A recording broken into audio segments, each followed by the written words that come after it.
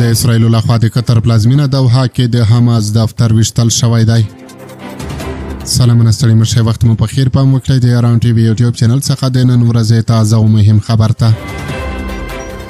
د قطر پلازمینه دوحه کې د حماس دفتر ویشتل شوی دی او د لومړنیو راپورونو له مخې د حماس مشران هدف ګرځول شوي دي.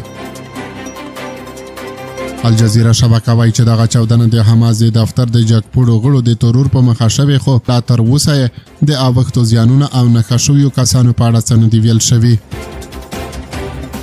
لا نښو نښانو ښکاري چې د حماس دفتر په هوایي برید کې ویشتل شوی دی او سمدستي د دغه برید تر شا د اسرایلو لاسه بلل شوی دی.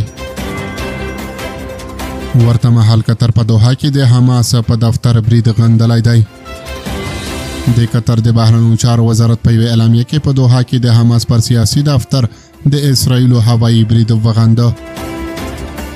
په اعلامیه کې ویل شوي دي چې دغه مستقیم برید د قطر پر حریم تیری او د نړیوالو اصول او قوانینو نقض دی. دا برید د استخباراتي معلوماتو پر اساس نه بلکې مخامخ شوی دی.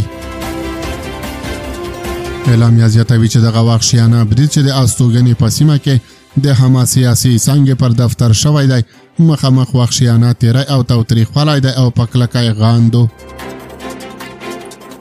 همدغه راز د لومړنیو معلوماتو له مخې په دغه برید کې په غزه کې د حماس ډلې یو مرستیال مشر خلیل الخیا هم وژل شوی دی. نوموړی په 2006 کال کې په غزه کې د یحیی سنور مرستیال ټاکل شوی و. په تیر کې د اسرایلو خلاف جګړه کې د هغه رول د پام وړ ښودل شوی و.